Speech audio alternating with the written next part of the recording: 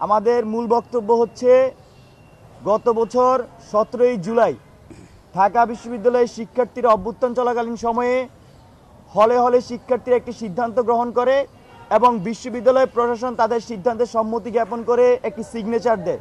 সেটা ছিল হলে কোনো ধরনের ছাত্র রাজনীতি চলবে না। তো হল সংসদ বাড়িতে কোনো ধরনের ছাত্র রাজনীতি চলবে না।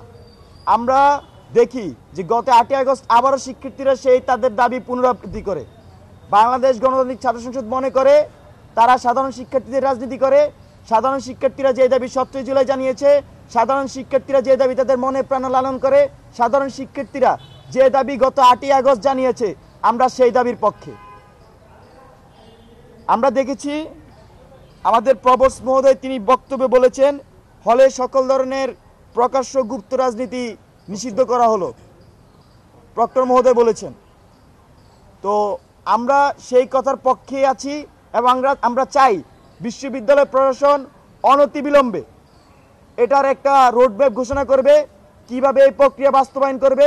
সাধারণ শিক্ষার্থীদের মনের যে ভাব সেটা লিখিত আকারে বিশ্ববিদ্যালয়ের সেটা প্রতিফলিত হবে, সেই প্রক্রিয়া আমরা বিশ্ববিদ্যালয় থেকে অনুপস্থিত দেখছি।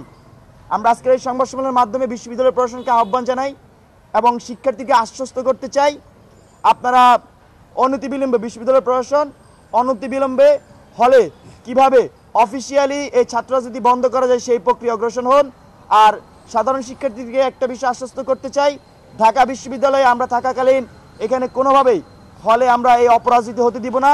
ছাত্রলীগ যে ধরনের গেস্ট রুম গণরুম এর সংস্কৃতি চালু করেছিল, প্রোগ্রামে জোর করে নেওয়ার সংস্কৃতি চালু করেছিল, সেগুলোর বিরুদ্ধে আমাদের জোরালো অবস্থান সবসময় থাকবে। বন্ধুগণ, আমাদের যে দ্বিতীয় বিষয় খুবই গুরুত্বপূর্ণ। আপনারা দেখবেন যে অভ্যুত্থানে আমাদের মহিষী নারী সহযোদ্ধারা মিছিলের নেতৃত্ব দিয়েছিল আর আমরা পিছনে পায়ে হেঁটেছিলাম। সেই নারী শিক্ষার্থীদের আমরা দেখছি যে জুলাই পরবর্তী সময়ে ঢাকা বিশ্ববিদ্যালয়ের নানা মেকানিজমে তাদেরকে কিন্তু চাপে ফেলা হচ্ছে। আমরা দেখেছি এখানে মোরাল পুলিশিং ব্যাপক হারে বেড়ে গিয়েছে, এখানে সোশ্যাল মিডিয়ায় সাইবার বুলিং বেড়ে গিয়েছে।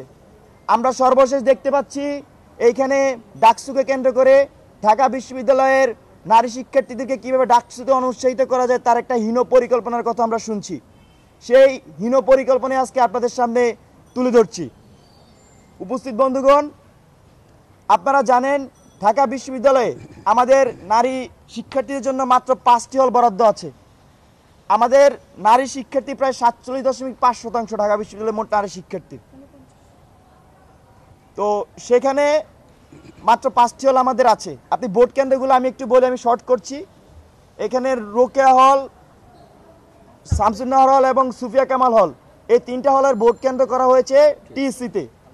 ওই দিক দিয়ে কুয়েত মৈত্রী আর বঙ্গমাতা হল এটা করা হয়েছে ঢাকা বিশ্ববিদ্যালয় ক্লাবের এখানে। আপনারা দেখবেন আমি ডেটাটা বলছি, রোকেয়া হলের শিক্ষার্থীর সংখ্যা 5641, সুফিয়া কামাল হলের নারী শিক্ষার্থীর সংখ্যা 4434 এবং শামসুন্নাহর হলের নারী শিক্ষার্থীর সংখ্যা 4084।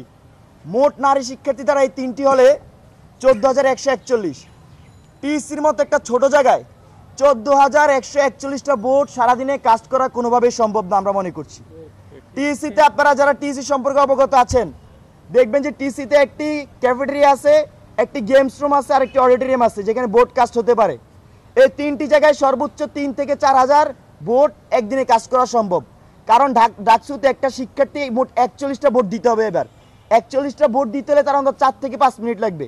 এই যে 4 থেকে 5 মিনিট সময় ধরে সে ভোট দিবে, তার মানে আমি 3টা জায়গায় যদি ভোট নিতে পারি সর্বোচ্চ সারাদিন 3 থেকে 4000 ভোট কাজ করা সম্ভব। কিন্তু এই কেন্দ্রে যখন 14141 জন শিক্ষার্থীর ভোট নেওয়ার পরিকল্পনা করা হয়, তার মানে এর পিছনে একটি হীন পরিকল্পনা আছে।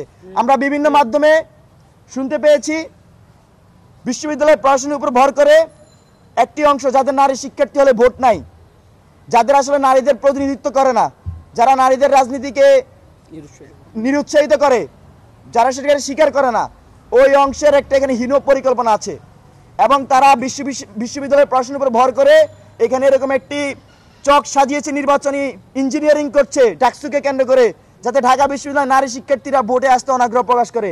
আপনি দেখবেন এখানে যদি এখানে 14,141 জন শিক্ষার্থীর ভোট নেওয়া হয় তাহলে কি হবে? সকালবেলা আসবে, এসে লম্বা সিরিয়ালে দাঁড়াবে, দাঁড়ানোর পরে একজন 3 ঘন্টা পরে একটা সেলফি তুলে বলবে আমি তো ভাই 3 ঘন্টা ধরে দাঁড়িয়ে আছি, এখনো ভোট দিতে পারি নাই। তাকে অনলাইনে দেখে আরো 50 জন আর আসবে না, কারণ সে তিন ঘন্টা রোদে দাঁড়ায়া সে ভোট দিতে চায় না। এভাবে সিস্টেমেটিক ভাবে এখানে তাদেরকে অনুৎসাহিত করা হচ্ছে। আমরা দেখেছি 19 সালের ডাকসু নির্বাচনে ছাত্রলীগ কৃত্রিম লাইন তৈরি করতো, আর এবারের ডাকসু নির্বাচনে নারীদেরকে অনুৎসাহিত করার জন্য এখানে ইচ্ছাকৃতভাবে সিস্টেমেটিক ইঞ্জিনিয়ার্ড একটা লাইন তৈরি করার চিন্তা ভাবনা করছে। আমরা এই ধরনের প্রক্রিয়া তীব্র নিন্দা এবং প্রতিবাদ জানাচ্ছি। আমরা ঢাকা বিশ্ববিদ্যালয়ের প্রশাসনকে স্পষ্টভাবে বলে দিতে চাই, 19-এর ডাকসুতে নানা ধরনের ইঞ্জিনিয়ারিং হয়েছে, আমরা সেগুলা শুনেছি, জানি। নতুন করে জুলাই অভ্যুত্থান পরবর্তী সময়ে ঢাকা বিশ্ববিদ্যালয়ের শিক্ষার্থীদের সাথে কোনোভাবে এ ধরনের প্রতারণা করা চলবে না। আমরা মনে করি